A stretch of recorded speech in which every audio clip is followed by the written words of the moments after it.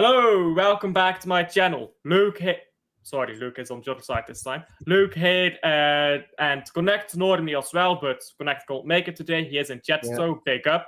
Right. And do be hitting the likes, everyone. Yes, free attention for me.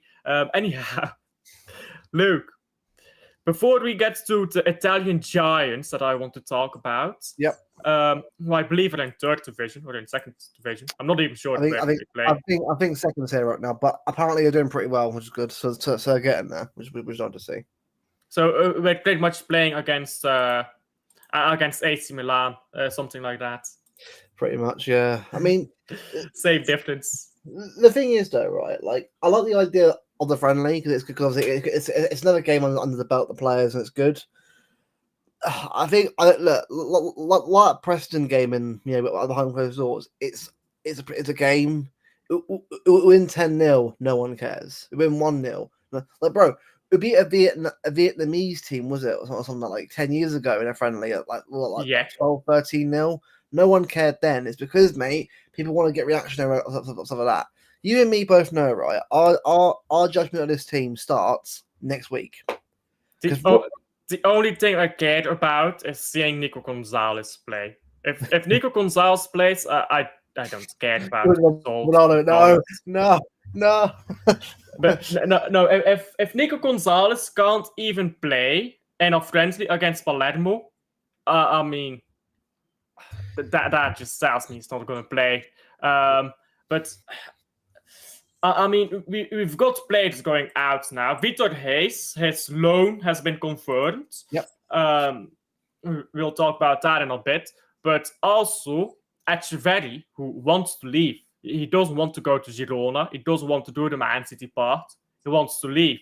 Probably because he senses I've got no chances here in this team, if we're being brutally honest right now. So a lot of players are not... a lot of players are not very happy at the team right now, I think, with Gundogan starting over them. Nico Gonzalez is going to be one of them. If Nico Gonzalez isn't starting soon, I think he'll be out too. So I really want to see him. I know it's a friendly, but I really want him to play. Well, look, if he plays Nico, right, I guess that's all. I don't want Gundogan being a sporadic player. If there's one more year and after that he retires and does coaching badges with City, I'm fine with it. It is what it is. Just please, you've got the options now. Play the younger, youthful players. Keep Gundogan for maybe a sub appearance in the last 10 minutes if you want to in a game to see it out. If you want to in a cup game, we need the legs in midfield. Like, you can't sell De Bruyne, who's 34, fair enough, and then keep Gundogan and play him every game. No, you can't do that. Like, you gotta I mean, I get with Kev, right? He's 34, isn't done yet. You know, he still play at a good level, obviously, not in the Premier League, but definitely in Italy. But Gundogan for me, especially, I don't mind, right? I don't hate Gundogan either. I love Gundogan. I think he's been a brilliant player for us over many years. And it's not like we're saying he's terrible. He's not a terrible footballer. When your legs go in football, it does affect your performances. And it's not us saying he's a terrible footballer. Definitely not at all. He's a very good footballer. But in the Premier League, your physicality and your pace is so important on the counter attack. And that's what and I mean, we don't counter a lot, to be fair, but we do get countered. So I think a lot of people say, "Oh, we don't play on the counter," but like other teams do, so we're gonna get countered. Yeah. So I think for me, right, for me, right, anyone hates on Gundogan, you're a swat. I don't hate the guy, I love the guy, but I'm not sitting here saying he must play every game. I'm saying that if you're going to have him in the squad for one more year before he retires or whatever you want to do with him, please play O'Reilly in those minutes. You give him it's my problem. If you're going to play O'Reilly in those minutes, now Nico G is not playing, unless you're saying that Nico G plays and Rodri holds bench, which I'm fine with. He's just come off an ACL. Rodri is going to miss a lot of minutes, but then does Pep is not trusting Nico Gonzalez, so that is my main issue. I'm fine with seeing O'Reilly play left back for a while, and come into the midfield, just like Foden played on the wing for a while and came into midfield. I'm fine with that. What I'm not fine with is Nico G being sidelined completely. And I know it's difficult to get a backup to a Ballon d'Or winner, but you've got to try. You've got to try to give them minutes, especially when they're on an ACL injury. And you can justify Rodri not playing games. Like if they're going to play against Sunderland, a newly promoted side, are we really going to roll out Rodri, knowing his injury situation? I would not do so. So I think it's pretty easy to justify right now just dropping Rodri for a bit. Not every game, of course, but like in the lower games, the easier games, those games where Rodri gets dropped, I mean, you have to play Nico G. And that's what we didn't see last season, didn't see in the Club World Cup, did not see in the closed friendlies, apparently, although I'm not sure how true that is. People say a lot of things about those closed friendlies. And now, this is the last chance before the season. Show us that you trust him to play. Because, yeah, it's all well and good to go coach him for a while, but you actually need to play him as well. Speaking of someone that gets to play, Divine Mukasa. I'm not sure if you've seen the news yet, but he has been called up for this friendly.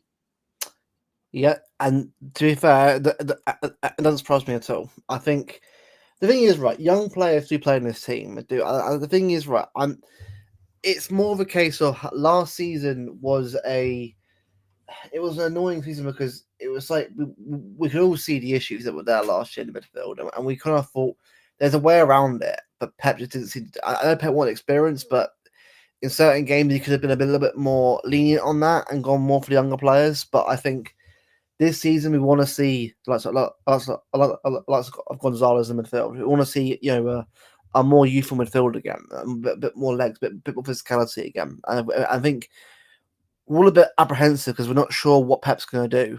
Like I do think Gundogan won't play that many games. I know people say about his favourites. Fair enough, he does have them, but surely Pep, right? Let's think. Surely Pep must realise after last season, right? Had the options that are fully fit now. Play the right team.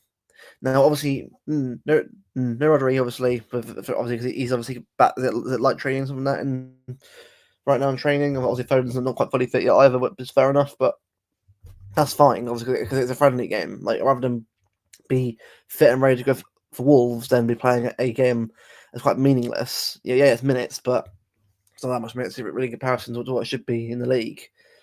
I just think that we got to we got to see what the plan is. I mean, for me, I can't really sit here and worry about that until I see what Pep's going with, until I see what the plan will be. Because, I mean, in terms of obviously, I'm doing a prediction that we can watch on it next week, and obviously at the moment, I think we'll be second in the league this year rather than winning it. I mean, I know people want to win the league, and obviously so do I as well.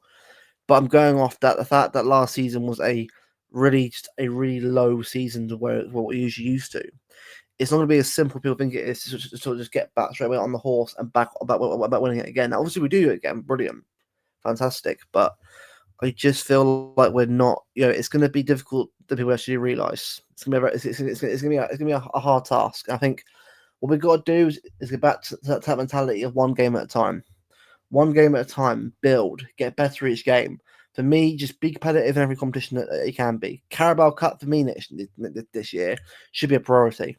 I think the Carabao Cup used to be a great competition for us to build momentum going into the second half of the season, and I feel like we've got to use it again in that same manner because you can't just throw that competition away because that's one less competition for players like O'Reilly and that maybe even Lucas if he gets into the first team next year as well, a chance to have a go.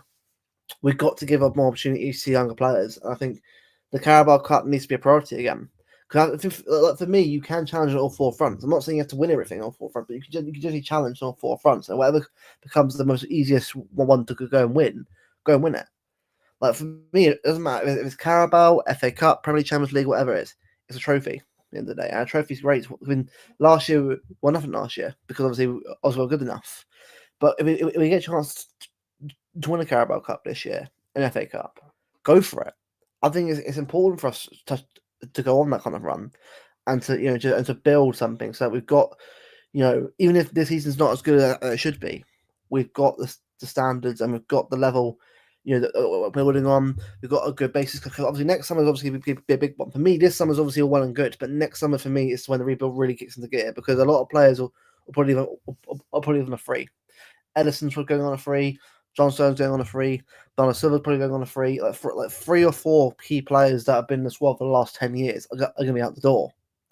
And that's when, for me, the rebuild really takes shape because it's been obvious to me that outgoings obviously are hard for us right now. That's fair enough. Obviously, because it's not as it's not easy to obviously get buyers for our players. Alf died, yeah. Well, I mean, Alf has to do. I think has got a cool thing at the moment, so he should be back in a little bit. But I'll try and carry the fort for a bit until he gets back. But I just feel like for me at the moment, I'm not getting carried away. I'm not getting worried. I just want to see. I want to see where we stand. Because I think a lot of people are panicking. A lot of people are overthinking it, trying to sort of think, oh, we have to be in this stage, whatever. We have to be here. Like we can't judge where we are right now until we sort of see that progression. Until we start seeing, where we are. Because obviously brought in Ryan, who's obviously brought in Cherky, obviously brought in Nori, obviously free, obviously and Trafford as well. We've got 4 good players in for long for the future of this club. I think all 4 will do very well. But it's like we can't just sit here and think like that's going to make us infinitely better. Like there's still going to be a lot of I apologize. I took a little while. It's alright. It's fine. I waffled on for the last 5 minutes. It's all good. I carried the tone. It's alright. I'll resume what I was saying in a bit. You can sort of chime on in. Okay. Back right. What were you talking about? I was just sort of saying about the squad overall and where I think the season will be because I was kind of sort of saying that this rebuild for me will probably get more into high gear next summer because when a lot of players like Edison, Stones, Bernardo Silva and that we're out of contract, that is when for me like right 3 or 4 or 5 key pillars of the main team of the last 10 years of Pep Guardiola's success or the years we've had of him are going to move on because they will. Stones isn't signing a new deal. He won't sign a new deal. Not saying he won't, but I can't unless he out of nowhere fixes his legs and his body. Which, by the way, I'd love. By the way, I love John Stone. If John Stone was always fully fit, hands down, new deal ages ago. But we can't do that because we need someone who's running the rebound. I think now that Hayes is now on loan, obviously with a clause to come back in if we have 2 or 3 players that are injured. Vito Hayes for me will probably be a first team player next summer, and that's fine. I'm fine with him going on loan for a year in La Liga. Do you think though that Victor Hayes will come back to Man City and be a starting player? I think the thing is right. A lot of people probably thought that he would have been. I don't think it's that simple. Like look at Husanov. Husanov and Vito Hayes are both young players that both need time. You can't say right in the deep end. I know Yamal does that, but it's kind of different because sometimes you can't compare everyone to Yamal. I mean, you might as well start comparing to Messi. Bro, everyone's different, and for me, we don't have to force these players in yet. We can play them. It's once and before, mate. The Carabao Cup needs to be a priority this year now. We can't say, oh, 3rd round from go out. We haven't won anything last year. For me, a Carabao Cup's important for us to build momentum. In Pep's 2nd year, with that great team that we had, obviously, in the Turin season, the reason why we won the league, more importantly, was obviously how good we were, but also because that Carabao Cup spurred us on to more success. And for me, it's winning trophies builds mentality. I mean, it's that simple. Maresca next season is going to be coming in with a lot more mentality because he's won 2 trophies. Yeah, Maresca next season is not going to do the same thing he did this season, where they had 2 points off top or something like that, and he's saying we're not in a title race. Next season, he's not doing that. Next season, he's going to try to win the title. Yeah. We're going to have Liverpool up there again. They just won it. Arsenal, honestly, I'll talk about them in a second. Not for me. Man City, of course, us. We need to build mentality. We've not won anything last season. Chelsea, Liverpool did. We've got in a lot of new players who let's be honest, a lot of them have not won any trophies. No. All four that were brought in Trafford are very good quality players. I think Trafford. Okay. Luke was insulting you. I'm sure he was.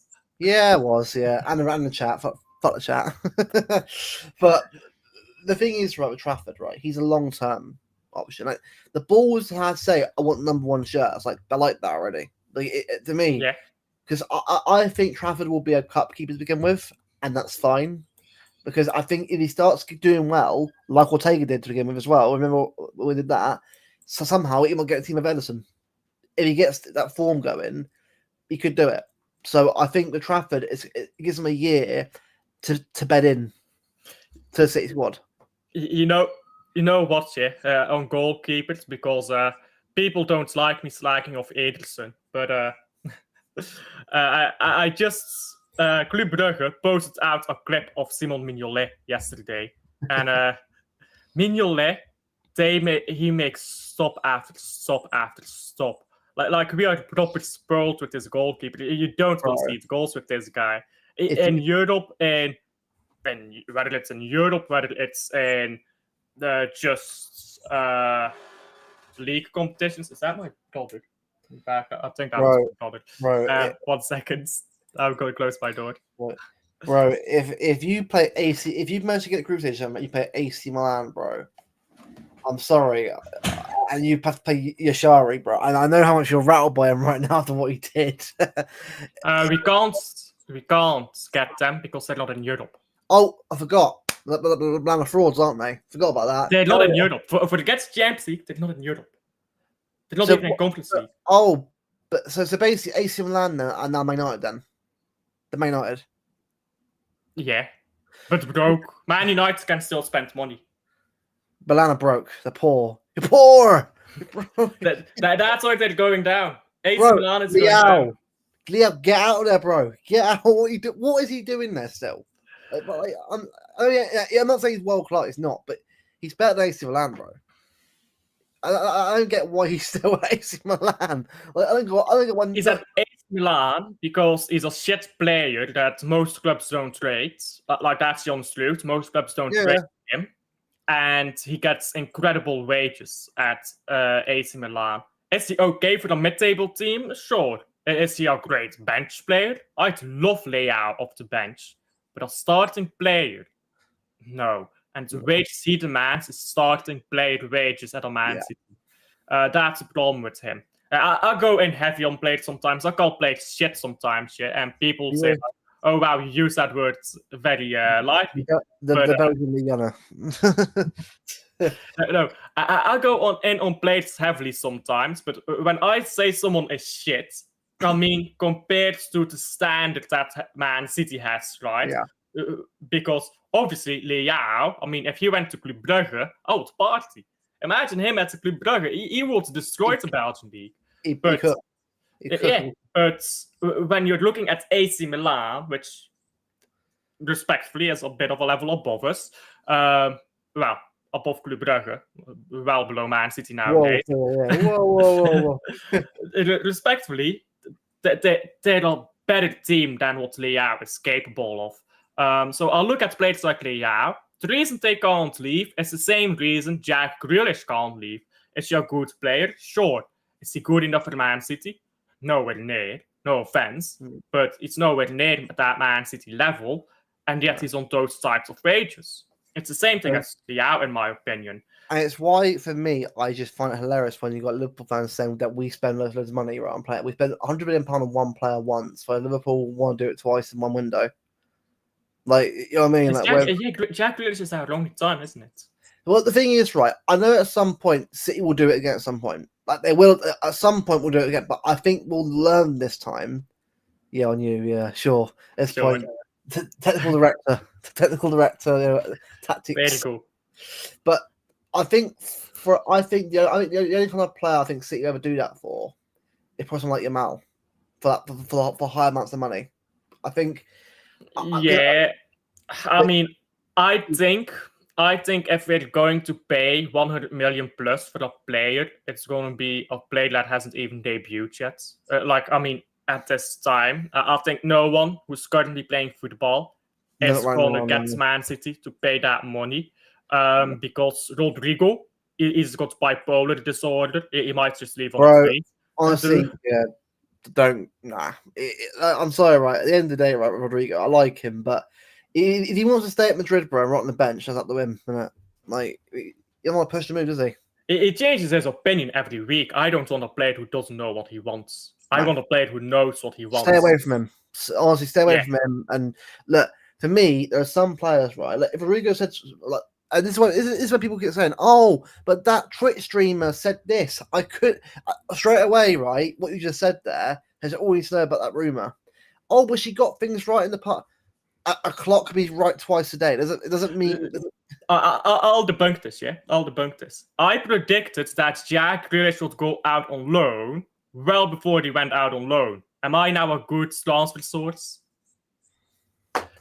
So I'm saying Rodrigo isn't happening. So there you go. I'm not betting your betting swords because I predicted Jack Grealish, and next week Jack Grealish out on loan to Everton comes out. Bro, I mean, obviously I didn't say on the stream, but I mean, I had a feeling that Sesko would get United because look, Newcastle, right? Big up so Newcastle. Clearly you're into know. You knew. Yeah, apparently, yeah. Well, fuck it, guys. We're getting him out in 3 years' time. It's gonna happen. 3 years' time. 3 years' time on a free. Well, he's got a new deal, and he's like 2030, yeah. so he won't. So that ain't happening, right? But you never know. Honestly, right? Your Mal's the kind of player, right? Maybe Barcelona goes bankrupt. All their players get I will say it though. If you ask your Mal, right? Barcelona going bankrupt. Where do you want to go? Your free choice. It'd be like City. It's not going to Madrid. Let's be honest. No, Liverpool. No, not Liverpool. I mean, why would he go? I know Liverpool. I mean, you don't. He won't go to Madrid. He won't go to Serie A because they won't pay his wages. Bayern München is an option, but Barcelona have a strong rivalry with Bayern München, so I think he wouldn't go there. To be honest, no. That leaves only England. He's not going to PSG. Let's be honest. No. That leaves only the Premier League. In the Premier League right now, you've got Liverpool and Man City. I think, I mean, if we're saying this hypothetical in 3 years from now, I think Man City would probably be a bit more appetizing because what people need to realize about Liverpool, and I've said this a lot, and yeah, people call me Liverpool Glazer because I say they're going to win the league title next season. They say, oh, you're glazing Liverpool. But no, I'm not glazing Liverpool. I'm just saying my opinion. I think they'll win the league title. In the same breath, the transfer window they have just done now, that is their business for the next 5 years. They'll buy 1 or 2 players in the next 5 years, here or there. They don't do consistent big windows. That is a big problem they have. The Isak deal for me right now, they're interested still. It ain't going to happen. Because I'll tell you why it's not going to happen right now.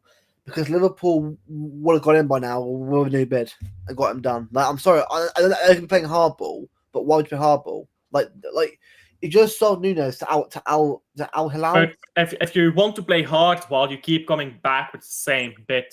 You don't change the bit. You don't make it better. You just come back with the exact same bit. What we do, and actually it works because again, Viana and Shiki before him are both good negotiators, that kind of thing. Well, I think Viana's good because he's got a fresh point of view now. To be fair, though, to Liverpool, the guy who's there now, I'm not sure what his name is. Michael Edwards. He's very good. Yeah. Very good. He left during Klopp's tenure after he got him Mane and Salah. Klopp wanted neither of them. After he left, they clearly got worse recruitment. I mean, they were signing Darwin Nunez after he left. And now he's back. Ozan Kabak. Oh, yeah, I forgot about Kabak. That's how shit they were for a couple of years, mate. Fucking hell. And he played a surprising amount of games, didn't he? Bro, like Nat Phillips, Ozan Kabak, is it Craig Davies from Preston? Like what? I think Nathan. I think Phillips. Yeah, I think Nathan, not Calvin. Is not a bad player, I think, but he's just another one of those. He's not a Liverpool quality player. No, Like with Jack Grealish, he's not a bad player, but he's not a Man City quality Jack player. Grealish is a very good footballer. I've always said he has been, and like Villa, and he will be a good player. The Yeah, problem is he was never a City fan in the first place. People are like, oh, but he was at the time. He wasn't. For me, £100 million on a player, right? I'd have rather have got Messi for 2 or 3 years and then let him go someone else in. I know that sounds a bit, rich to go and get Messi for Barcelona, but the thing is, with Messi, within like 3 years of Messi, you've got a player for 3 years that's still in a good level of football that you can sort of play behind the striker. if you had Messi for 2 years with Haaland and De Bruyne, no, oh mate, imagine that. Oh, I'm sorry. Yeah, I'm sorry. We would still be playing Messi right now. Have you seen some recent games of Messi? His passing is insane, bro. Messi's still elite, bro. He's still elite. I'm sorry. If Messi wanted to come back to Europe right now and play at wherever, he would still get 10 goals and assists. But of course, nowhere near the old Messi numbers. God, no. That's still elite. For me, right, he's the best player I've ever seen. Like, yeah, he's played before, but in my generation, in my time, he is the best for me. He is the best player I've seen his career properly. I always say Diego Maradona, that 1986 World Cup. I've never seen a player reach that level 7 games in a row. No. But there are one-off games where Messi was on that level, just never 7 games in a row. Bayern Munich, bro, in that 20th where he absolutely sent Boateng for a hot dog and he absolutely end his career. You remember this is one of the most "fuck you, I'm Lionel Messi" goals ever. When I can't remember if it's Xavi or Busquets, just leaves the ball for him. He picks it up. I watched that game. 4 or 5 players, and he just puts it in the back. That was the first ever Champions League classical game that I watched. Right, it was on my birthday as well. When I watched it on ITV over in the UK. It used to be like on terrestrial TV Champions League, not on TNT Sport, whatever it's called now. I had to go on VPNs. Like I watched that, and I was amazed. I mean, I was look. I know where we were at the time. Obviously, we're nowhere near that kind of like level. But watching Barcelona and the Pep and their pomp, they were elites. And Busquets was Rodri for me and Busquets are very different DM midfielders. So they're not the same kind of player. Busquets is better for certain things than Rodri is, but Rodri's a more of a match winning midfielder, which is fine for what we need. Like Xavi, Iniesta, De Bruyne, David Silva. I'm not saying again. I'm not insulting either player. I think De Bruyne was on that level of Xavi and Iniesta anyway. But and so was Silva. I'll say Silva was. Silva, I'm not saying he was as good as them, but he was in the same Spain team as them, and rightly so because he was that good of a footballer. Yeah, but I mean, this is what I always say about David Silva. I think De Bruyne would put either probably Iniesta on the bench if he was Spanish in that time. David Silva had to be forced out of the wing. Okay, he's great, of course, whenever you play him because he's that guy. But Iniesta is the one who played in midfield and Silva on the wing. That's what I always think when people say, because I think, man, every fan base does this. Every fan base overrates their own legends. There are Liverpool fans who will tell you that Kenny Dalglish is the greatest striker of all time. He's good. Unironically, Liverpool fans will tell you that. Every fan base overrates their legends. That's not to say that their legends are bad, but when you're coming off to me with Kenny Dalglish is better than Cristiano Ronaldo, which is something I've heard, by the way, recently, I'm just going to say, I'm sorry, you probably didn't even watch Dalglish through that nonsense. Bro, it's like people who say David Silva's the best ever player. Look, I understand why, because I know how good he was, and he honestly, as I got older, I think when I was younger, I was more of a Torre Aguero kind of player, and always am. But David, I appreciate him more as I got more knowledgeable in football. But the thing is, people kind of like, you can't disrespect the De Bruyne in itself, really. So what, you think De Bruyne is anyone as good as David Silva? I know they're not saying that. It's like, are you sure? Like, I know it's all opinions. Like, if you believe that, fair play to you. That's your opinion. I'm not going to tell you to change it. But I always thought, if David Silva's the best, then what's De Bruyne then? Like, because like Kev did things right and do everything. But everything about Silva controlled the game. Kev controlled games at times on his own. in your opinion? I mean, Kevin, I think if you want to talk about controlling games, I think Kevin gave you more control in games. Yeah, he would lose balls because he's a playmaker, but when you needed to control the ball, I mean, this is what I think people sometimes need to step back. And David Silva was a difficult player to appreciate, I think, because he almost plays a silent role at times. But I think with Kevin De Bruyne, he plays such an active role, such a loud role, I suppose, that when he plays that silent role, people don't even notice it.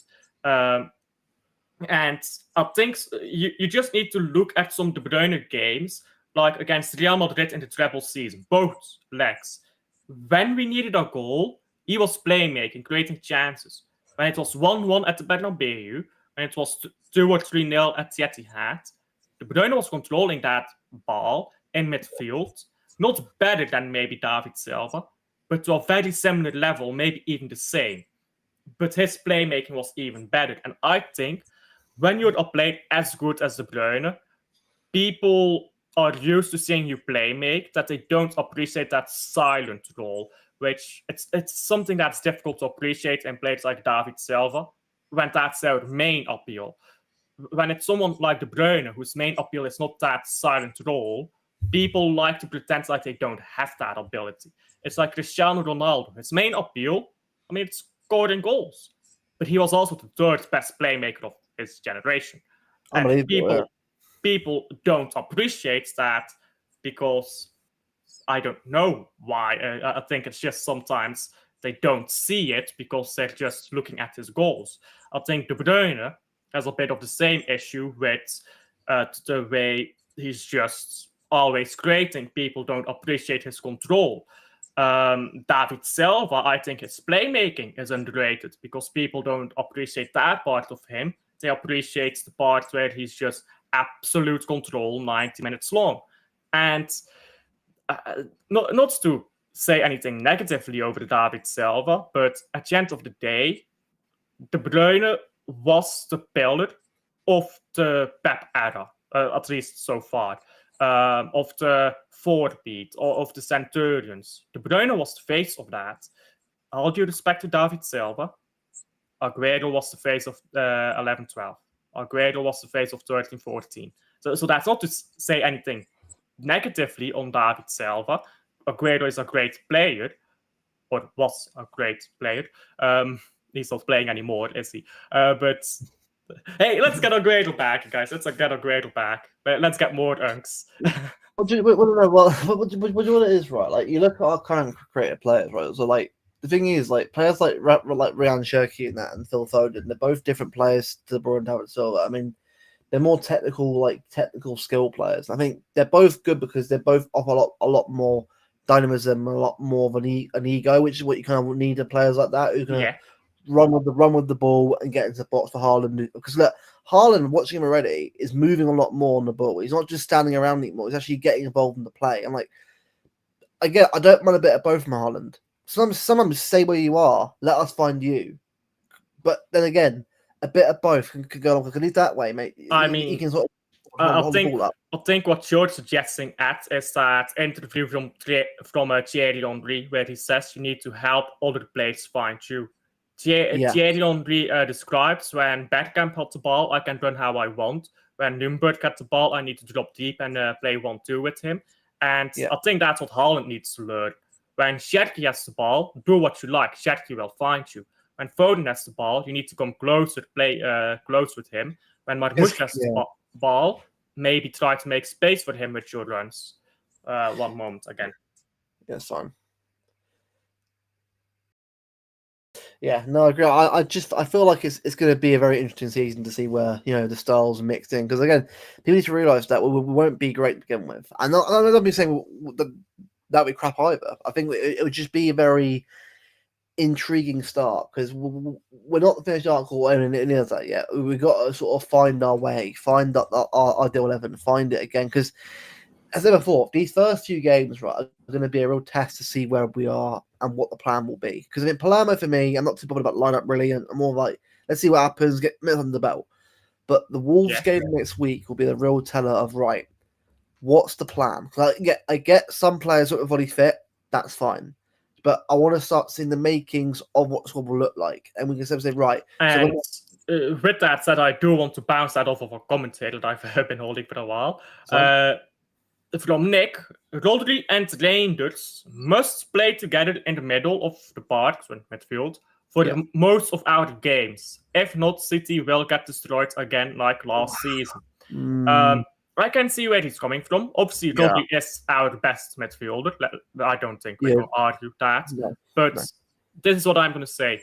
I want to be able to play without Rodri and be comfortable. Yeah. I don't think we should be dependent on someone who's coming back from an ACL. I want Rodri to get used again to playing football, but not to play every week. Or not 2 times a week. Once a week is fine. But 2-3 times a week, I don't want that. And we're going to play 2 or 3 times a week. When it comes down to the last 3 months, you can see how fit is Rodri, then you can start starting him again regularly. But that first half of the season, you can't be starting him constantly. Is that not on that? Yeah, no, it has to be like a phased in. Like it's why we said before. You've got Gonzalez for a reason. You've got to play him. Or if you want Gonzalez, or you want a pivot, like it's fine. But like you've got to establish that. Because as I said before, you've got a squad now of a lot. I mean, mate, let's be real, right? Currently, as of today, right, our midfield is bursting of options. Like I know McAtee's out the door.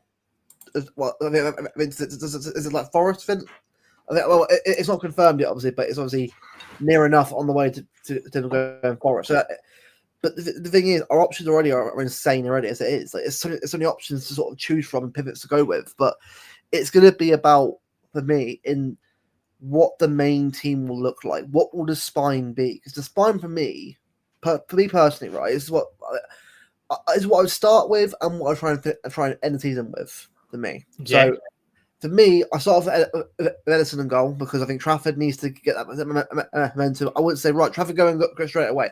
I know some people want Trafford go straight away. Let's go. Bro. I'm not against Trafford playing. I want him to play, but I understand it. You've got to build that trust with the defense, and that's why in the cup games all your games here and there that will give him that momentum with the squad. For me, you know what?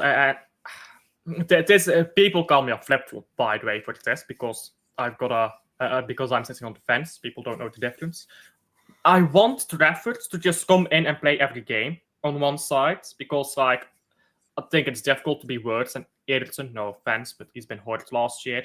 At the same time, you can't throw how old is he? 21-year-old goalkeeper into the fray like that for Man City. 22, but you can't do that. Like, Ederson needs to be number 1 for the start to start with because Trafford has to earn his right. Look, you both know, right? He has to earn his right to be number 1. Like he's number 1 shirt, yes, but he'll say as well, "I've got to earn that shirt of Ederson," and I think he will.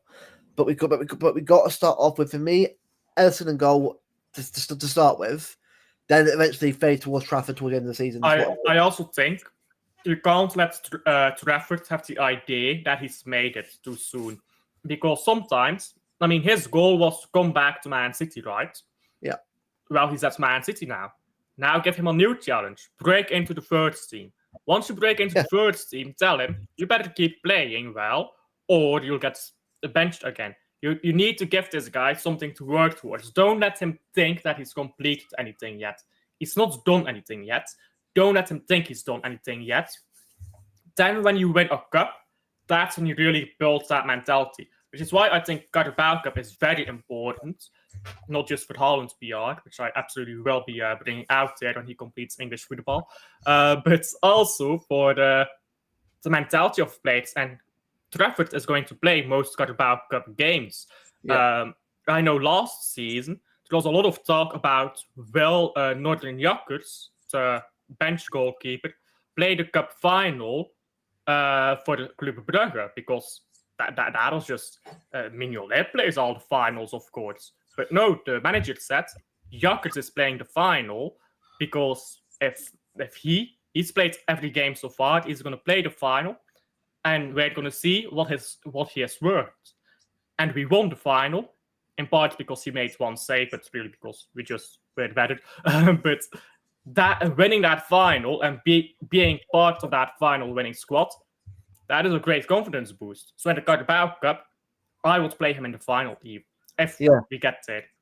Look, I think Pep likes Trafford. I think he really does. I think he will know that, especially this being Edison's last year, you can't just, as I said, you can't just throw him into the deep end. I'm not saying he can't do it, but you need to be fair to say, right, you got to earn your trust of your defenders.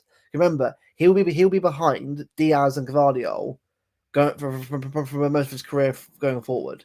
He needs to be on the same level as them. And bear in mind, that's not a straightforward thing to do straight away. Me being a defender, right, and playing defense of keepers, you've got to build that trust with them, that friendship with them, because again, that and you know what? Stop yelling keepers. Yeah, I know you do. I know you're the centre back. You've done it at some point. You've yelled keepers. Leave it! just shouting, leave it aggressively, because honestly, as a defender, I know that's why for me, right, I've never had to go at Diaz or Vardiol, because I know how it is with them both. Like, Diaz to me is not a quick defender. Oh wow, middle finger, really? Yeah, fuck you. But look, with Diaz, right, he's not a fast defender. That doesn't mean he's shit. It means that you have to play around that and find a way for it. Yeah. Which is why before Pep's got to find a way to help him out there. Because look, Diaz can defend. I've no issues with him 1-on-1 with someone, because he can do really well on that and block shots and tackle. That's fine. But Vardiol, for me, has to use that pace of his that he's got to his advantage to push him towards it. And especially as well, obviously, having Nori in his team as well will also be very important, because I think Nori and O'Reilly and that and Vardy having 3 options at left back, or Ake want to play in there as well. You've got three options that you can push around there. Right back, look, we all know the issues there. I think right back will be a long. I think at some point we'll have both full backs. Talking about the right backs, looking back to City, sat a Leipzig defender that we're linked to. He's a keeper. No, he's a right back, centre back. Oh, I don't want. Sorry, I want a right back. I don't want a centre back playing right back. He has Luca's name. Sign him up. I will put prop. Luki Ba. Yeah. Juma Bar, Luki Bar. That would be a charm. That would be a charm. There you go. Yeah, sign him up. But yeah. I've not watched any game of his, to be honest, so I'm not sure. I watched a bit of Leipzig. Do you know what? I'll say it is right with Leipzig, right? I mean, Openda, for me, I do agree with you here. He's a decent striker, scores goals. Is he an elite striker? No. Benjamin Sesko, is he a good striker? Yeah, I like him. Is he elite world-class striker? No. Is he better than Højlund? Yes. Is he better than Xerxes? Yes. Sorry, if we're going to compare better to Højlund, I know, but I'm making a point in regards to what Sesko is. I know, yeah, they shouldn't. That's like night and day at this point, but the thing is, right, like Leipzig have decent players. Obviously, recently not as good as they used to be. They were a good couple of years ago. Obviously, no more Forsberg now. Is at Red Bulls now. So I think with like Upamecano and Konate, right, and Lukiba were all in the same team at one point together. So Upamecano's got better since playing for. I mean, I wouldn't say he's been a world class centre back on that, but he's been better recently than he was if I started out there. Konate's been good for Liverpool. And Lukiba's a good, promising player. And I wouldn't be against getting someone like that in the. I think if someone was to go, let's say Akanji went and we got Lukiba in, cool. Yeah, we got. Sure. But it's like we can't just have another centre back. There's another one coming in. It's like 10 centre backs now. Vito Hayes coming in, so we've got a big midfield, big defence, and it's like our squad are already as big as it is, mate. We need to start trimming the squad. 33 players, 32 with Reyes going out on loan, and that's not including out other loanees. We need to start trimming the squad. I said to Martin, I'm fine with incoming anyway. That's fine, but we've got to maybe right back. You know what's funny? A bit of a side tangent, but you know what's funny? Me and Martin agree on so many things, but then I bring up standards and all hell breaks loose between us. We can agree so much on transfer strategy and stuff, but then I mentioned the word standards and Anything else? Look, at the end of the day, right? Everyone's a different opinion, right? But look, Yeah. look, people don't say that. Mark actually agrees with a lot of what we're saying anyway. He's Yeah, gonna say, does. because the thing, look, again, right? Being a positive fan doesn't mean that you're delusional. Because Not if you're always. Not no, always. if you're positive, but you're also in tune with what's going on. Like I'm a Like bit, Martin. yeah, that's fine. For me, that's how it should be. Like I'm looking forward to this season. Am I thinking we'll win everything? No, but I'm thinking, you know what? It's a new season. Last year was shit. Let think. Look, it happened. It happened. Something to really improve on massively. This year, I want us to massively improve all over the pitch. And if we get second and win the FA Cup and the Carabao Cups on or a trophy and do well in Champions League, it's not winning everything, but it's on the road back to that level again. I'll take it because I'm. If I see improvement, then I'm happy. That's the biggest thing, I think. Consistency. I like to see consistency. Not you're gonna go 1 win in 14 and then win the last 10 games, which is what we did last season. That's so inconsistent. By the way, Divine McCasley, by the way, 17. By the way, McCasley, 17. 41 appearances last season in the academy, 17 goals and 25 assists. That's literally 42 contributions in 41 games. Yeah. I even called up to the first team squad for the first time. Like for me, that's what we need to know about him. Pep obviously likes him.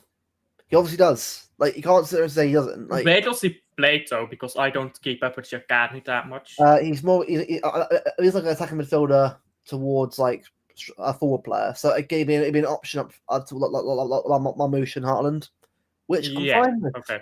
But again, I'm not saying play him every game. I'm like, do you know what? Every now and again, in a cup squad, play a bit of games there and there. Oscar de Bob, Foden, Mukasa, and then what's that game with Bama? Right. So this is the full squad we've got right now. So Edison and Trafford, no Ortega because we all know we all look Ortega, right? I say it's Ortega, right? Big up to him for what he's done for us in the cups, obviously, and also the league win against Spurs. Big up to him. He leaves here a hero. I won't say he's a legend, but he's a cult hero. He's a cult hero that did his job for a free transfer. One of the best keepers that we've had, I think, in recent years, apart from Edison and Hart. I think he's the best free transfer in Premier League history. Agreed. Oh well, yeah. Well, how much was Mahrez and were they free? They weren't free, were they? No, they weren't. And Mahrez was league below. Yeah, sorry. Yeah, ignore that. Then. Yeah. Ignore that. Yeah. But I agree. Ortega's best free option we've had because he came in. He came in being a bit like no one really knew of from. Is it Bielefeld? Came from. Germany? Bielefeld, I believe it's pronounced. Yeah, Bielefeld. Yeah, he came in, and he did a great job. Yes. How did no one else sign him? By the way, how did we get him on a free? Bro, if I'm Leverkusen, right, go and get him. Yeah, I didn't they just sign a new goalkeeper? I'm sure they did. I can't remember who they signed. No, well, Tradeki's gone to Monaco. That's confirmed today. So if he's a keeper. Ortega's right there. And he's German. There you go, homegrown. And I think Ortega's the kind of keeper that will go to Leverkusen and do really well there. Be right. I think, look, for me, right, Ortega needs to leave. Because it's not fair being third choice. He's way too good to be a third choice keeper at any club anyway. He should be a number one somewhere else. Like, he's that kind of keeper. And, like, the thing is, right, the rest of the squad, right? You got Rico Lewis, Husanov, Nunez, Diaz, Akanji, Stones, Ake, Ain't Nori. That's a good, solid defensive option. I mean, look, obviously you want to right back. I know we do, but okay, at the end of the day, right, it's not going to fucking happen. So we just have to sort of think, look, until it happens, we'll just have to carry on moaning about it. But the thing is, with the options, right? Cry about it, basically. Well, yeah. Look, Rico and Nunez, right, are both good players. No one is doubting that at all. Well, people will help them say they're shit. I don't think they are, but I think the thing is, they're not right backs, and that's fine because they're not right backs. They're midfielders playing right back, and they both do a decent enough job, considering they're not right backs. But the problem is, we both know it, seeing it firsthand. I don't necessarily blame them per se a lot of time for the position of right back because it's not their fault they're playing there. They're playing there because we haven't got. You know what I'd say, yeah? If we had Nathan Ake, completely fit. You could get away with playing Rico Lewis. Because he just inverts, and then you'd have that back three. Well, for Ake, Guardiola, I guess, but in treble season it was Diaz and Stones. Yeah. You could get away with that when you had Ake. With Aït-Nouri, I love Aït-Nouri, don't get me wrong. But if you're going to have Aït-Nouri on the left, you need a bit more defensive on the right. Yeah. And that's what they bring. That's my biggest issue. That's why I think a right back was a bigger priority than a left back, because I would have been just fine putting Nunez, putting Lewis, putting O'Reilly left back. I would have been just fine with that if you had a defensive right back. Instead, we've bought a left back. Sure, great. I love him as a player. But this is my football philosophy. I think that's where it comes from. I think everyone has their own philosophies in football. Mine is balance. Pep is spatial domination. Mine is balance. I don't see a balance in this squad. That's my biggest problem. Yeah. Because no matter how good individual players are, when there's no balance, I think squads just collapse. That's the truth. So I think we'll concede a lot of goals down that right back area, and that's unfortunate. But for me, the improvement for me will be the attack. Now, is that guaranteed improvement? Who knows? But I think the way we're playing now and we're pressing now, we'll start creating more chances for ourselves. But I think last year we all knew it was fucking terrible how bad it was. A chance creation last year, it was terrible. But watching us recently, especially in the Club World Cup, even the Al Hilal game, we scored 3 goals in that game. Like, it wasn't like we lost 4-1 or lost 3-0. We actually, obviously, you can see 4 goals, not great, but we scored 3 goals in the game, and Shirky created a chance. So we've got creativity in this team again, I think, which is good. But I think for me, it's down. The ultimate test will be, can we sustain that for a whole season? Because last season there were games where we scored like 3 or 4 goals in one game, and the next game scored like 1. If that, and that's when we got to start getting back to a rhythm of consistently getting goals again. Because I think our attack being good can actually outweigh our defense being a little bit dodgy at right back. It can help out there, but the thing is, with us though, we've got to see where we're at, because like having Gonzalez, look, Gundogan, Bernardo Silva, Ryan, Mikasa, Nico, Shirky, Bob, Savinho, Mamouche, Hano, that's a good midfield and attack options there. Now, again, Gundogan, I get people are going to say Gundogan. Well, I get it, but the problem is, right? I'm going to interrupt here because let's talk about Gundogan properly. Because I don't mind Gundogan staying. I don't mind Bernardo Silva staying. I don't mind Kovacic staying. What I do mind is all 3 of them staying. That's my problem. It's not that any one of them stays. No. If it's Kovacic and the other 2 leave, okay, Kovacic is a good player. Bernardo Silva, same story. Gundogan, same story. But all 3 staying is my problem, because they take away from other options. You could have an Echeverri there instead of a Silva, or you could have I don't even know who would you have instead of Gundogan. I'm not sure, but you could have someone there instead of Gundogan. You could have someone there instead of Kovacic, and Gundogan and Kovacic are going to take minutes away from Nico G, from O'Reilly. They're going to take his midfield minutes away. He's going to be Echeverri. All these players, their minutes are being taken away, which removes depth. That's my biggest problem with all 3 of them staying. So obviously there's 10 players that aren't in the squad. Obviously, McAtee out the door, Grealish probably out the door at some point. I'll say probably out the door. So them 3 are probably going to leave anyway. But then again, that's not a surprise. We couldn't let them anyway. Now, no Vardio, but again, the guys look fully fit. I'm fine with it. Do not play them if they're not fully fit.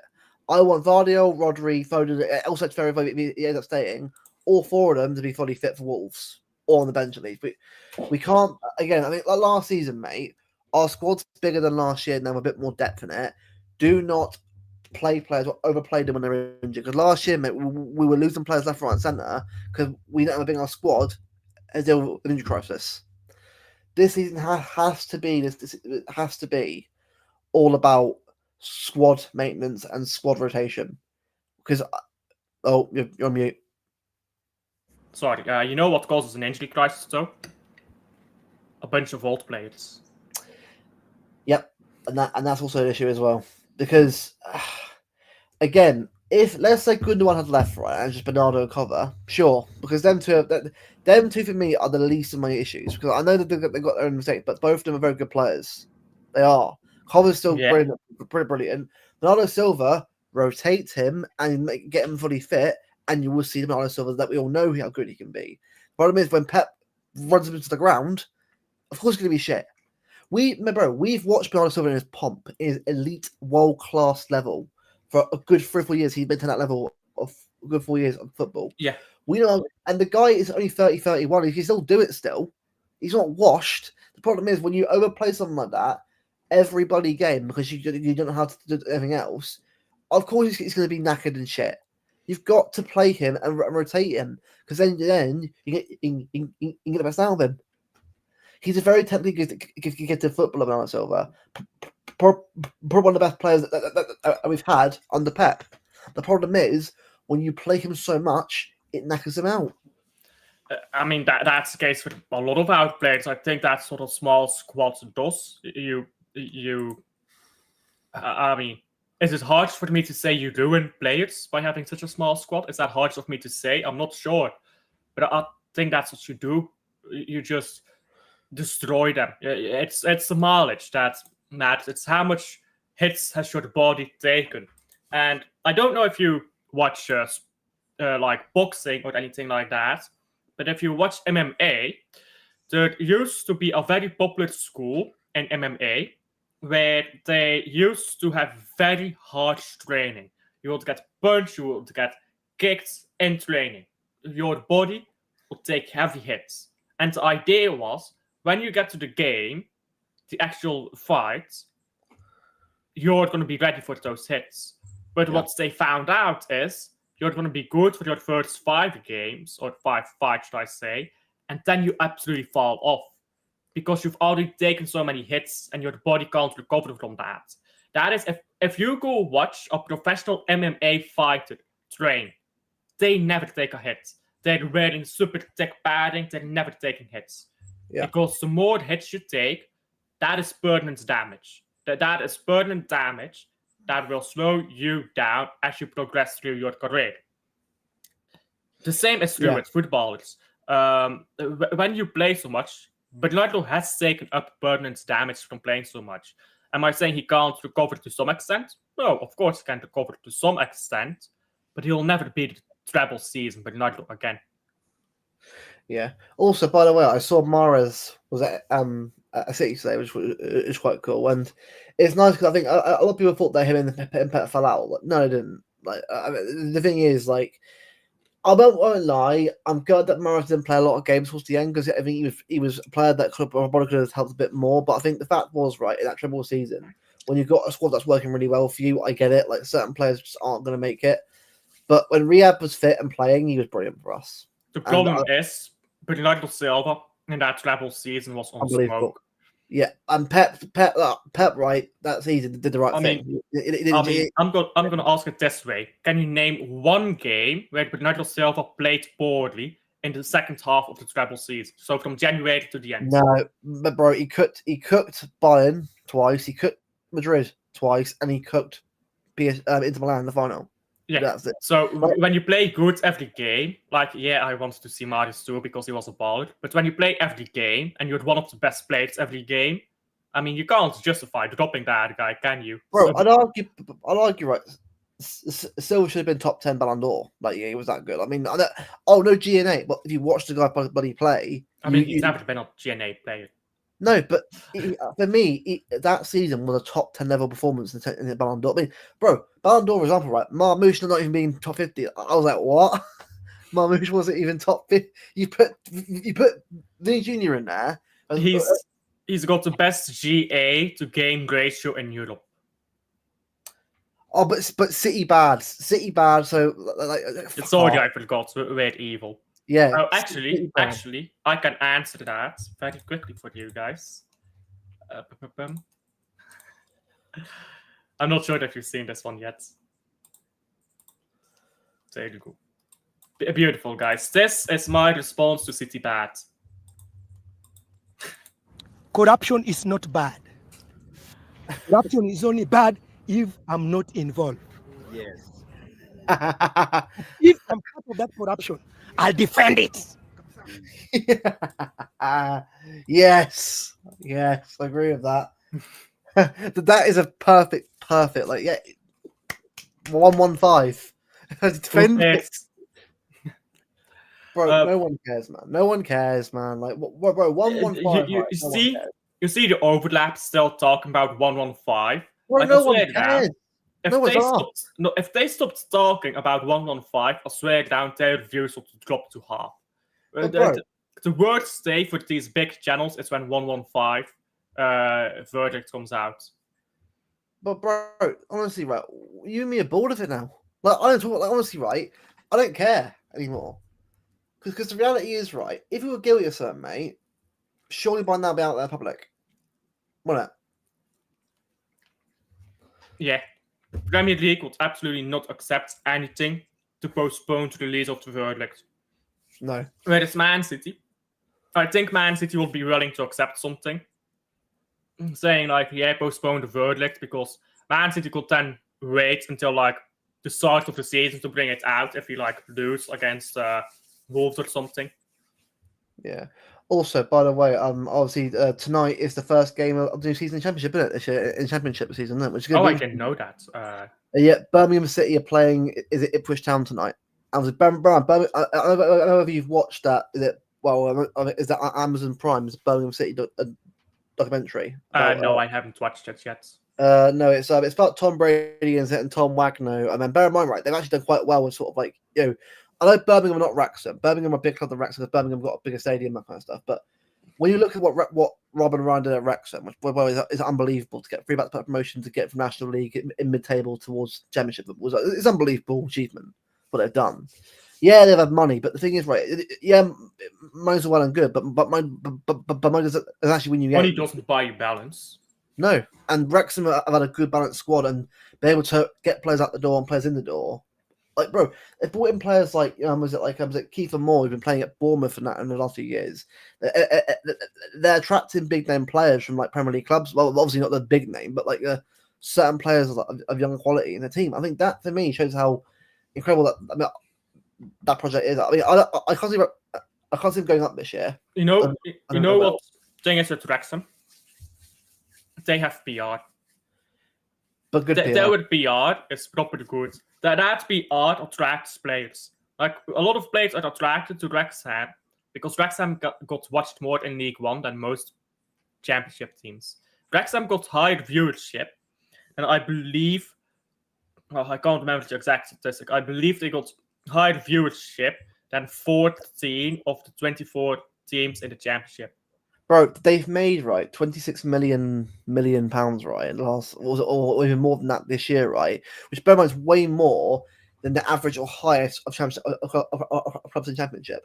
Like that, like if Wrexham, this season, let's say if Wrexham will not get for me this year, promotion this year, that's not a bad thing, by the way. It's not a bad thing at all. I think at some point you must consolidate. You must build for the Premier League. I think if I'm the Wrexham owners, right, I think, right, we've got a squad that's going to be building and going to get better and better over the next couple of years. Let's just try and get mid-table to begin with, and then surely get towards playoffs, and then when you're good enough, you go up the Premier League. Because look at Luton Town. I mean, I think we both agree. Wrexham will be in the Premier League before Man United wins another league title. Yeah, bro. Birmingham City will be in the Premier League in the next 2 years. They will be. Birmingham? Not this year. A couple of years' time at Wrexham will be. I'm calling it now. You think they'll get promoted together? Title race day. Yes, they will. That'll be proper interesting to watch. Clip this. This season, both of them will finish top half, 9th and 8th, whatever.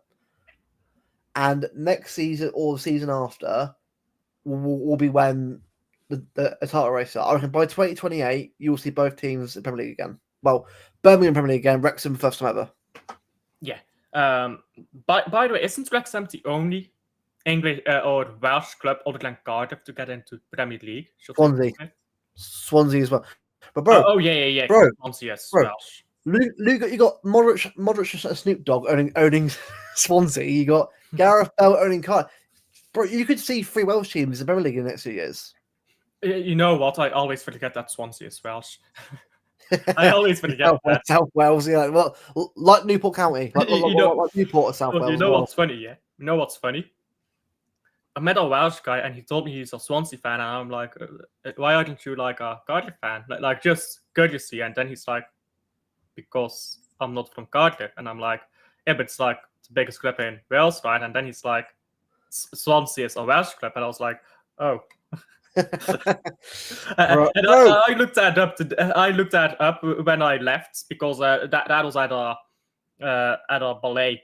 That was like a big thing with my school where we went. Like my school when I was in high school used to do events with other schools a lot. It was like once a year. So that was with a Welsh school. Right, Birmingham City. The moment I left that ballet, I looked that up. Right, this is Birmingham's team, by the way, right? That are playing. So they got Reinhold Soppengall, who's been playing a number of teams in the EFL, but he's a good keeper that's played for, I think, Leeds at one point as well. Osai Samuel, who's playing for Fenerbahce last season, is a good right back option. They've got Newman, Clara, both German centre backs, I think. Cochrane, who's decent. Got Tamaki and Pak, I think, both Japanese players, I think. They've got Damari Gray in their team, by the way, in Championship. They've got Kyogo Furuhashi playing for them. It's a Celtic guy. And they've got Anderson, and they've got Jay Stanfield, who's also a good striker as well. Birmingham have a very good like experience and youth in that team. Like, I'm not saying it's a Championship winning team, but they've got players in that will just grow and get better, and they'll get more players that get better. How many league titles has Furuhashi won? It's ought to be like 5 or something, right? Being at Celtic. I think he's won quite a few because he was at Rennes last year, so he's obviously. I don't know, bro. Yeah, they signed a player who's playing was playing really well in France at one point. So you know what? Come to us in Championship, and like Birmingham and Wrexham had the mentality that they want to get better and want to get up towards the top league. But for me, Birmingham have owners that want to do it. Like, I can do it here and now because they have the money and resources to eventually get there.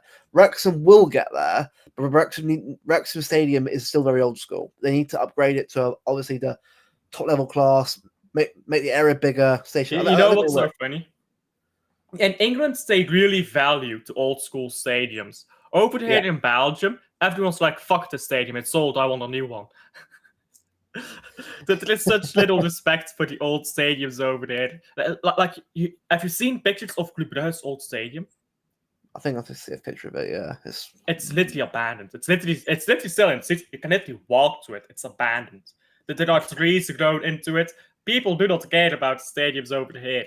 In England, the old stadiums are they're relics of the past. They're holy. Over here, fuck that stadium. We got a new one. Well, bro, like the grounds like Main Road, like the Dell, obviously used to be before St Mary's and Southampton. There's so many grounds that were like very old, like old Wembley as well. Old Wembley as well, like, close to the pitch there as well. It was very old school grounds, but Wembley has been like remade. It's not the same one as it used to. No, but the old Wembley Stadium, the old one, but obviously it's iconic. That old grass, obviously, for me, Wembley, current Wembley now compared to old Wembley, it's night and day in terms of like how better it might look. But old Wembley was great because it had so many great games that were played there, and like the playoff games, but mate, Gillingham, mate, there's Man City in the League One playoff final. That was where that if it wasn't for that game, bro, Man City would not be putting away right now. Yeah. This is, I'm just going to show you, just to demonstrate how little fucks are given about these stadiums over here. This is stadium right now. This is literally right now what it looks like. Wait, it's just fucking abandoned. It's abandoned, but is it like closed off though? Legally, but you can literally just walk in. I mean, they're not allowed to, but it's not like anyone's there. Get a football, put lights on. So old school matches, recreate goals. I'm surprised that the pitch is still so good, by the way. Bro, just get a trimmer and a lawnmower. Boom, sort it out. ready to go. Yeah. New goal, new stands. So ready to go. New club. I'm building a team. You could give this one to Cercle Oh yeah, isn't it a derby pick, isn't it? A derby pick, isn't it? A derby, isn't it? So for the club. Yeah. We share the same fucking stadium and they can't fucking pay the prices. Right, I'm going to ask, right? If you beat Salzburg, is it Rangers got next? Yeah, probably. Unless Right, if you lose to pick up fucking that's Rangers, there.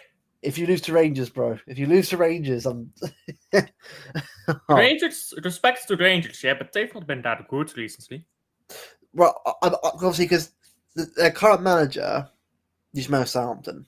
If Russell Martin, where you heard of him? He's a guy that was so stubborn. Like, if he could play football, They change manager every fucking week, bro. Michael Bill, Russell Martin. Like, all right, okay, sure, why not? Brendan Rodgers for Southwick. Sure. No, they had Club Brugge's old manager for a while, Philippe Clement. Yeah. So Philippe Clement won us the 3-peats, then got washed for some reason. Not sure what happened there. But it was literally overnight. He went from winning the 3-peats to literally the dumbest manager you've ever seen in like a month. It was crazy. I've never seen a fall of that crazy. Even Mourinho's fall was not that crazy. And somehow he got the job at at Rangers. He had like a good while at Rangers, but then he fell off again. It's such a weird. You sometimes just got people who they have a good start, players and managers both, and then they just disappear, don't they? Yeah. By the way, from chat here, bet you Victor Hayes won't be coming back to City. I'm not sure about Hayes, but I think I'm more worried about. Big up to him, by the way. I'm more worried about Echeverri coming back because he doesn't want to come to go to Girona. He wants to go to Roma. Roma want to buy him. They're wrong, right? I'm happy the club said no to that clause. Like, good. Like, I just think for me, right? Why don't you just play him for the first 6 months? Right. What is the issue, right? We're playing Echeverri. You know what? We'll give you until January to see how you do in the Premier League. Yeah. That way we can say, right, he needs a bit of work, go out on loan somewhere. Because how are we meant to know how good he's going to be if we don't see him enough? Like, we saw him play one game, right?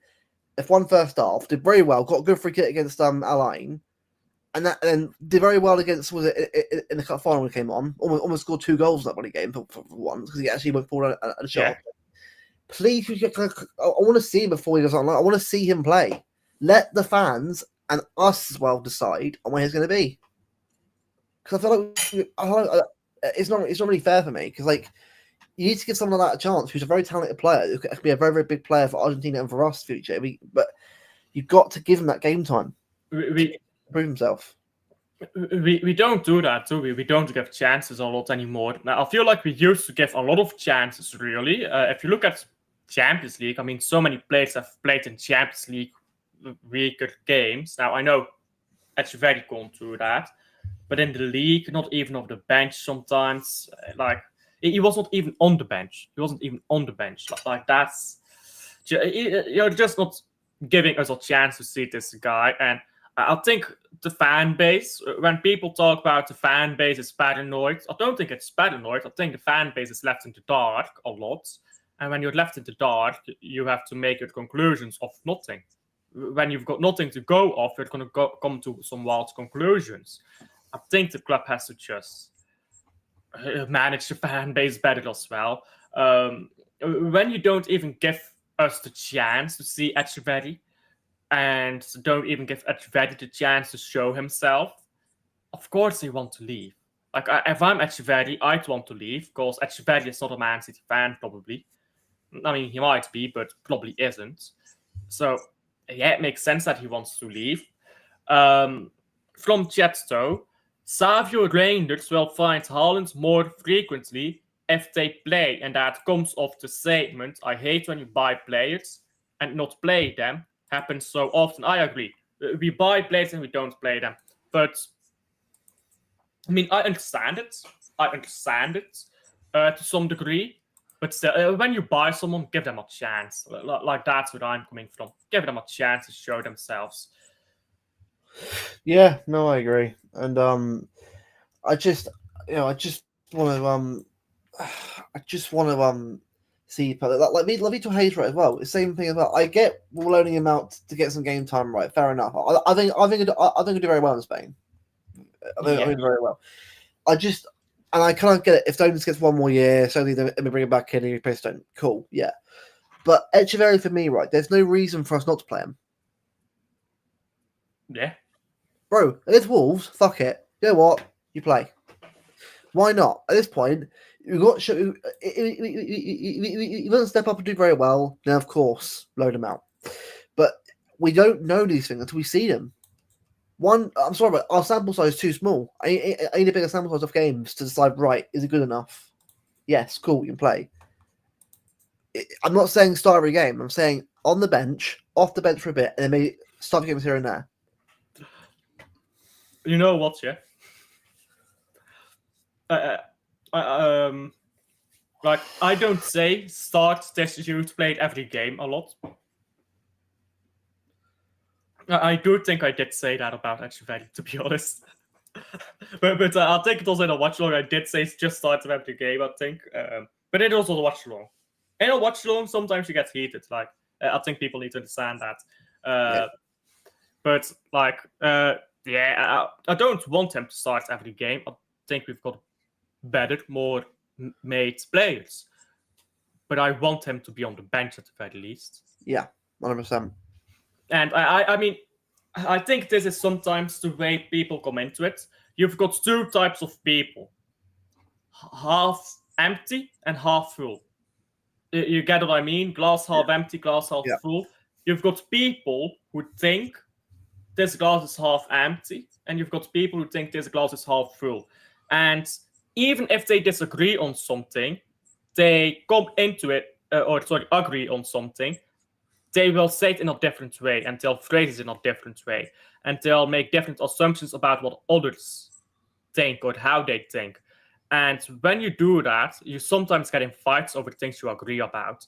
Like, I think a lot of Man City fans are in fights over, like, oh, you want Echeverri to start every game. Not a lot of people are suggesting that. There will be some guy out there, but most people are just saying, I want to see him once in a while. And probably the happy clappers probably agree with you, but it's because one person comes into it with a different perspective. And that's what I think. That's something I've really learned, not from YouTube, from having a life, sad days.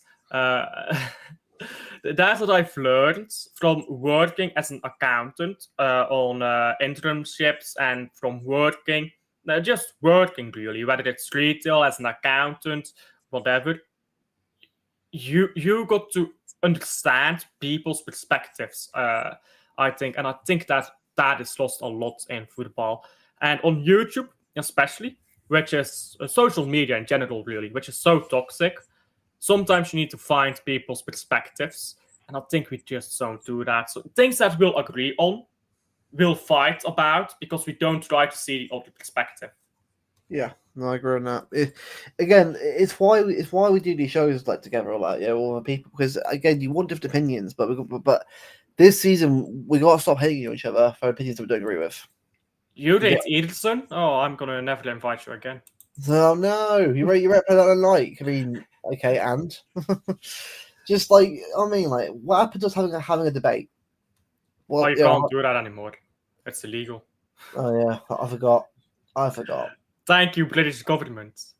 What is that, British? Why is the British government so cringe, by the way? Sorry to get political here, but what the fuck for the type of laws are they bringing out? Protect the children stuff, and you're banning LGBTQ stuff. Like, that's got nothing to do with children.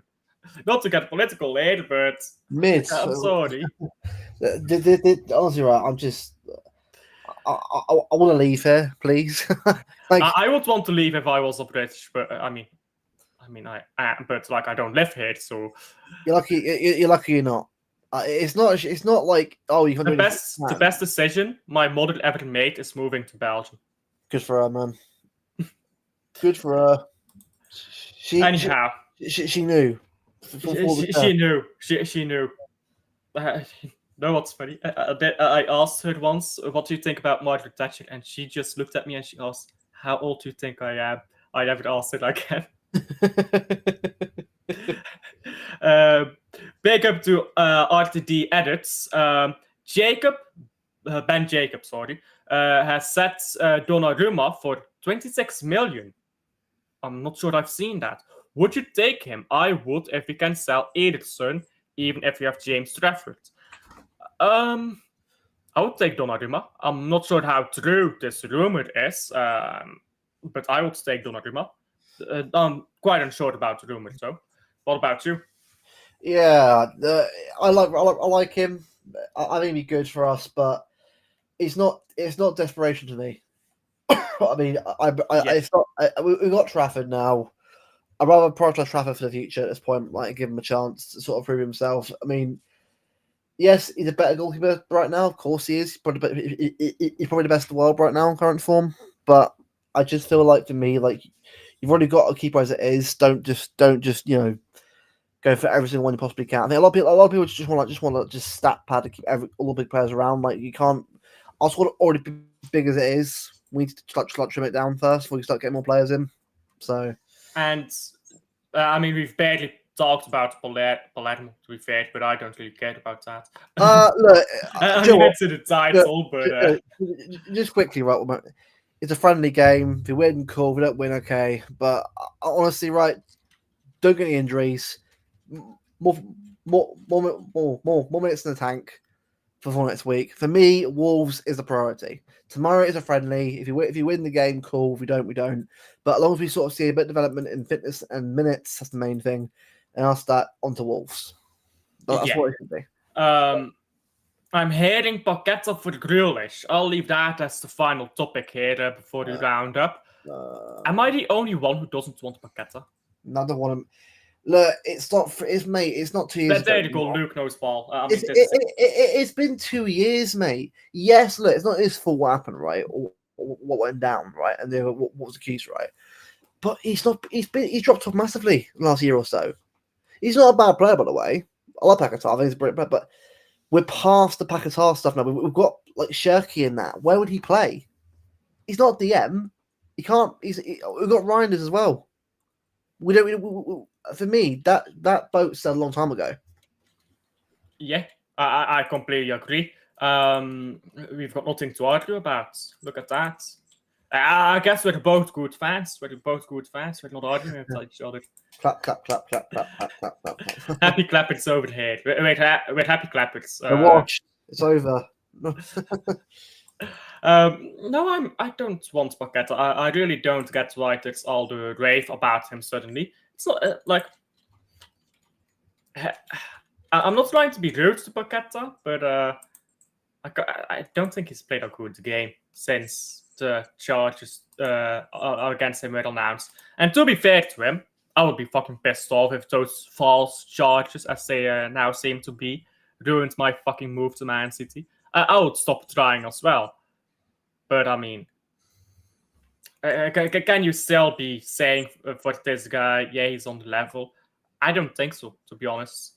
Divine Newcastle has been called up. We did talk about that earlier, so we'll round up on that because we've been live for a while here, and I've let Luke do a lot of heavy lifting here because I keep getting called. Anyhow. Sorry for all the heavy lifting that you've got to do, Luke, but you kind of carry my channel anyhow, so it's fine. Well, look, I mean, next week we'll get you. I'm not going to do a show for a bit. It's because it's been like really quiet. I mean, you know it yourself, Mo. It's been absolutely like dead. It's been news, but not really. It's not really like worth discussing really for like an hour about it.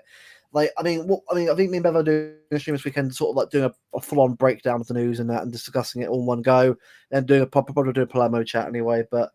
Next week, I'll try and get you a couple people on. We'll touch out the season before this week coming up. We should be good.